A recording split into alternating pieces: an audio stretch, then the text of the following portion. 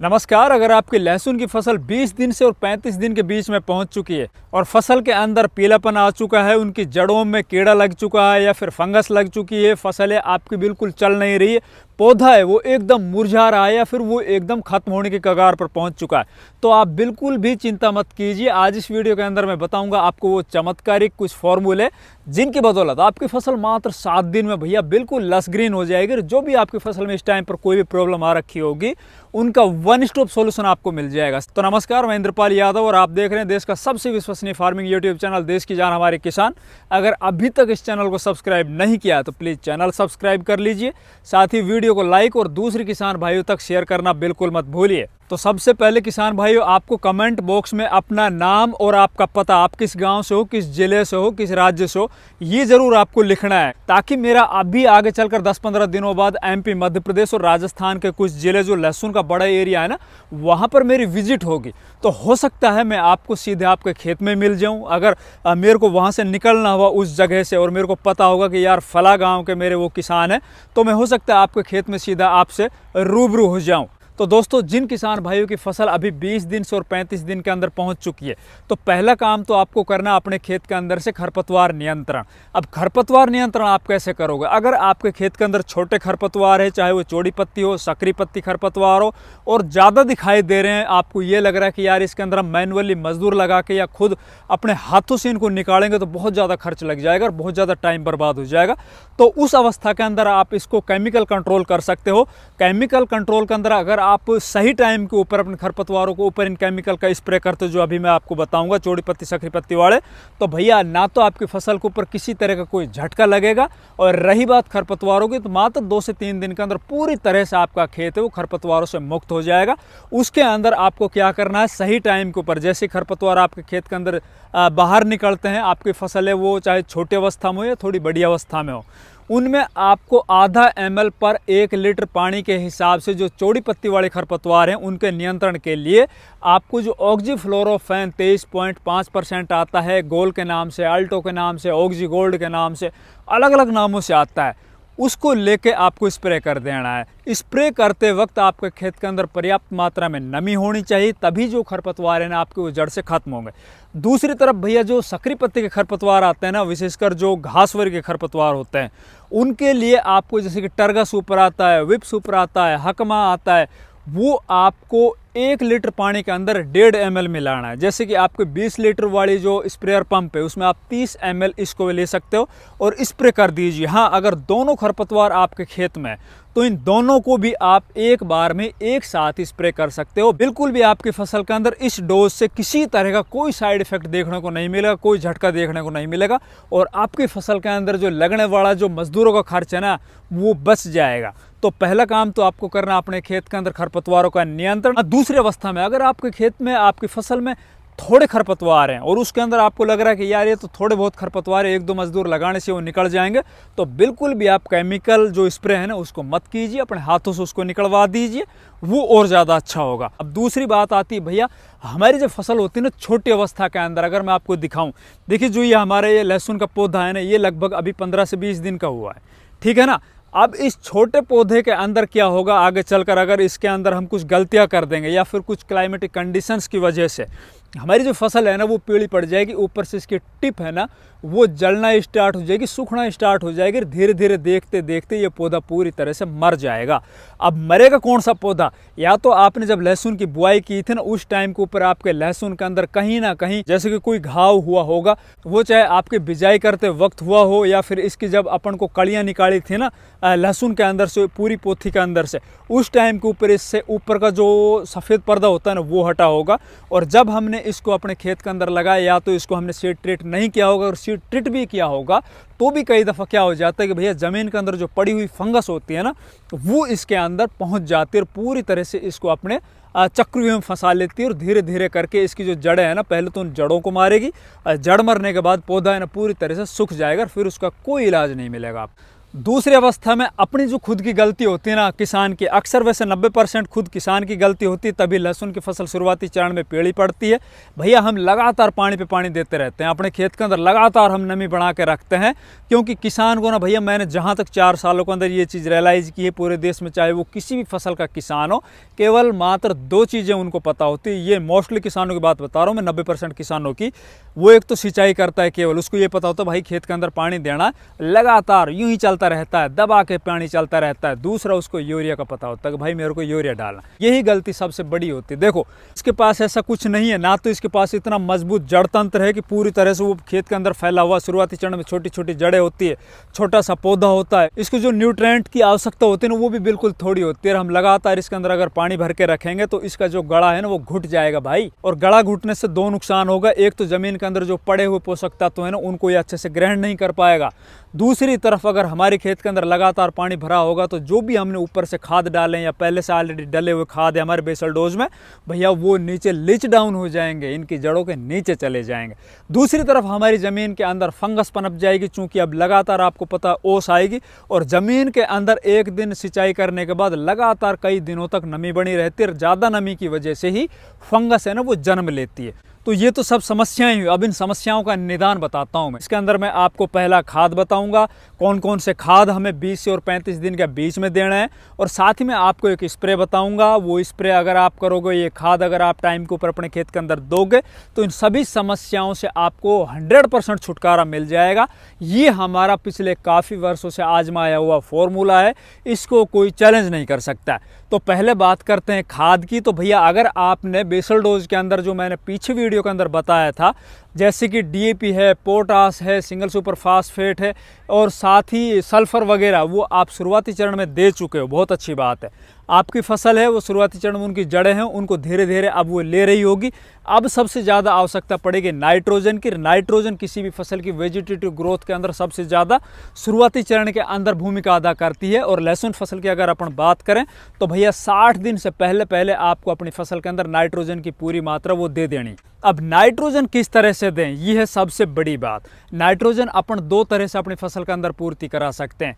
एक है भैया यूरिया के माध्यम से, जो हमारे देश के अंदर लगभग 90 से 95% किसान अपने खेतों के अंदर डालते हैं, और दूसरा है सबसे बेस्ट तरीका, वो है अमोनियम सल्फेट। अमोनियम सल्फेट के बहुत ही चमत्कारिक परिणाम आपको देखने को मिलेंगे। अमोनियम सल्फेट में जहाँ पे नाइट्रोजन भी आपकी फसल को मिलेगा, साथ ही सल्फर भी मिलेगा। और आप चाहे खेत के छोटे हिस्से में या आधे खेत के अंदर एक तरफ यूरिया डाल के देखना, दूसरी तरफ आप अमोनियम सल्फेट डाल के देखना। इसके अंदर फिर बात आती है दूसरे खादों की। यार दूसरा खाद अब कौन सा मिलाएं? देखो नाइट्रोजन और सल्फर की पूर्ति तो हमने अमोनियम सल्फेट से कर दी। हाँ, अगर आपको अमोनियम सल्फेट नहीं मिल रहा है आपके एरिया में, तो उस स्थिति के अंदर आप यूरिया ले सकते हो, लगभग 30 से 35 किलो। उसके अंदर आप 3 किलो जो सल्फर आती है ना 90% वाली या फिर 80% वाली, अगर शुरुआत में आपने बेसल डोज में 90% वाली सल्फर डाली है, तो अभी आप 80% वाली डालिए। 80% वाली सल्फर है, वो सल्फर की तो पूर्ति करेगी, साथ ही वो एक तरह से फंजीसाइड का भी काम करेगा। आपकी फसल के अंदर जो जड़ों में प्रॉब्लम आ रही होगी ना फफूंद वाली, उसको भी वो कहीं ना कहीं कंट्रोल करेगी। तो 80% वाला आप वो ले सकते हो। अब बात आती है दूसरे खादों की। दूसरे खाद के अंदर भैया हमारी फसल को शुरुआती चरण में बढ़िया क्लोरोफिल की आवश्यकता पड़ती है। अब क्लोरोफिल बनाने के लिए 2 सबसे ज़रूरी पोषक तत्वों की आवश्यकता पड़ी, 2 जो माइक्रोन्यूट्रिएंट है। एक तो है जिंक, 10 किलो पर एकड़ के हिसाब से 21% वाला जिंक आप ले सकते हो। 10 से 12 किलो कर लेना, 8 किलो मत करना। दूसरा आप इसके अंदर लगभग 10 किलो ही मैग्नीशियम सल्फेट है ना, वो भी इसके अंदर ले सकते हो। अब ये 3 खादें हो चुका है ना, एक तरफ तो जहां आपने अमोनियम सल्फेट लिया या यूरिया लिया, दूसरा आपने जिंक ले ली और मैग्नीशियम सल्फेट ले लिया। अब ये तो हो गया भाई, एक साइड रखो इसको। इसके अलावा इन्हीं खादों के अंदर आपको 4 किलो माइक्रोराइजा किसी बढ़िया कंपनी का ले लेना। माइक्रोराइजा के नाम के ऊपर, ह्यूमिक एसिड के नाम के ऊपर हमारे देश में जबरदस्त किसानों के साथ लूट हो रही है। भैया अच्छी क्वालिटी का माइक्रोराइजा 4 किलो पर एकड़ के हिसाब से। 2 किलो आपको लेना ह्यूमिक एसिड। अब माइक्रोराइजा है ना, वो इन जड़ों को फैलाएगा, और जितने अच्छे से हमारी लहसुन फसल की जड़ें ज़्यादा गहरी होंगी, ज़्यादा फैली होंगी, उतनी ज़मीन में पड़े हुए पोषक तत्व उनको उठा पाएगा। और जो हम डाल रहे हैं 2 किलो ह्यूमिक एसिड से हमारी ज़मीन में पड़े हुए पहले से जो फिक्स हो रखे हैं, डीएपी है, पोटास है, सिंगल सुपर फास्फेट वगैरह, उनको अच्छे से एब्ट्रैक्ट कर पाएगा। ह्यूमिक एसिड का ये काम है, उनको घोल के पौधों को वो ग्रहण कराने में मदद करता है। तो ये चीज़ होगी। अब बात करते हैं भैया जड़ों के अंदर लगने वाला जो कीड़ा है, चाहे वह नेमाटोड हो, छोटे जो कीड़े दिखाई देते हैं वो हो, या फंगस हो, उनको किस तरह से रोकें। दोस्तों वीडियो में आगे बढ़ने से पहले मैं आपको एक खुशखबरी देना चाहता हूँ। देखिए भैया, अगर आपने अपने खेत में लहसुन की या प्याज की बुआई कर रखी है तो हमने एक ऑनलाइन कोर्स लॉन्च कर रखा है। जो ऊपर स्क्रीन के ऊपर ये जो नंबर चल रहे हैं ना, इनके ऊपर आप व्हाट्सअप करके हेलो हाय करके आप हमारे उस ऑनलाइन कोर्स से सीधे जुड़ सकते हो। इसके अंदर आपको बिल्कुल छोटा अमाउंट हमें पे करना होगा। उस छोटे अमाउंट की बदौलत आपकी फसल के अंदर चाहे कोई भी प्रॉब्लम आ रही हो, उन सब का जिम्मा हम खुद लेते हैं। आपकी फसल का हम 30 से 40% तक उत्पादन बढ़ाते हैं। तो आप हमारे उस ऑनलाइन कोर्स के अंदर सीधे ऑडियो कॉल के माध्यम से, वीडियो कॉल के माध्यम से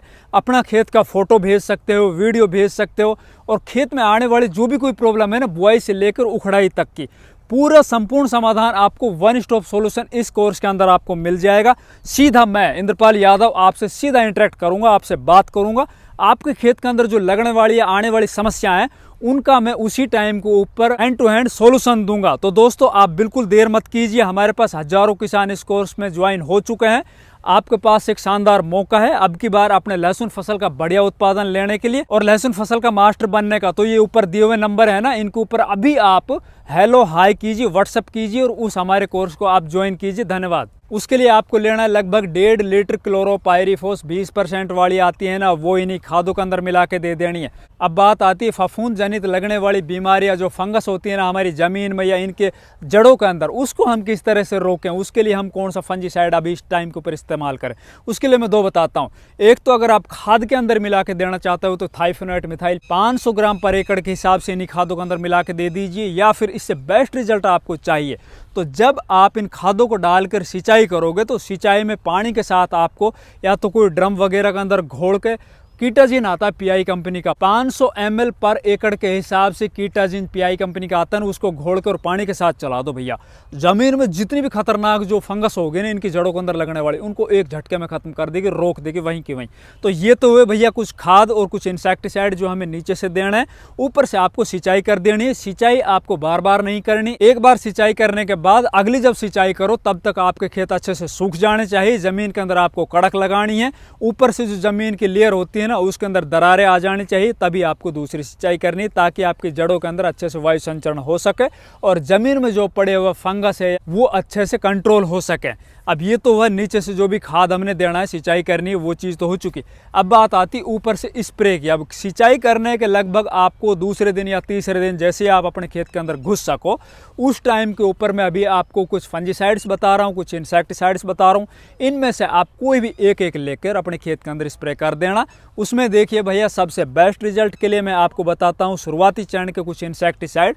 उनमें आप या तो परफोनफोस साइपरमेथ्रिन जैसे कि पोलेट्रीन आता है, या फिर और भी कंपनियों के अलग अलग नाम से आ रहे हैं, या तो आप वो ले सकते हो। इसके अलावा आप अपने खेत के अंदर अल्फामेथ्रिन आता है स्टॉप के नाम से, वो ले सकते हो। इसके अलावा आप थाइमेथोक्सोम 25% वाला आता है वो भी ले सकते हो। एमामेक्टिन बेंजोएट आता है 5% में, वो भी ले सकते हो। 100 ग्राम की दोनों की इनकी डोज होगी पर एकड़ के हिसाब से। ये तो आपको इंसेक्टिसाइड लेना शुरुआती चरण में, क्योंकि अभी इस टाइम के ऊपर ना भैया मौसम ऐसा हो रखा है कि थोड़े बहुत कुछ रस्सी सा कीट है ना वही होंगे, ज़्यादा खतरनाक कुछ थ्रिप्स वगैरह इस टाइम के ऊपर नहीं आती। थ्रिप्स आती है आगे चलकर जब जैसे जैसे टेम्परेचर बढ़ता चलेगा ना, फरवरी महीने में या फिर मार्च महीने में, उस टाइम के ऊपर अभी कोई थ्रिप्स का ज़्यादा खतरा नहीं होता है, तो ये ले लेना। अब बात आती है भैया कुछ फंजीसाइड्स की कि यार फंजीसाइड्स कौन से लें शुरुआती चरण में। और लहसुन फसल में सबसे बड़ा खेल होता है बढ़िया क्वालिटी के फंजीसाइड। अब फंजीसाइड में आपको ऐसा फंजीसाइड का चुनाव करना है जिसके अंदर कॉन्टैक्ट भी हो और सिस्टेमिक भी हो। इसमें आपको क्लोरोथोनिल प्लस डाइफेकनाजोल प्लस एजोक्सिस्ट्रोबिन का जो कॉम्बिनेशन आता है ना, एक तो सिंजेंटा कंपनी का कवच फ्लो ये ले सकते हो। दूसरा आप क्लोरोथोनिल प्लस मेटालैक्जिन जो फोलियो गोल्ड के नाम से आती है ये ले सकते हो। इसके अलावा आप प्रोपिनैब आता है ना बायर कंपनी का एंट्राकोल, ये भी शुरुआती चरण में बहुत ही शानदार रिजल्ट देता है, ये ले सकते हो।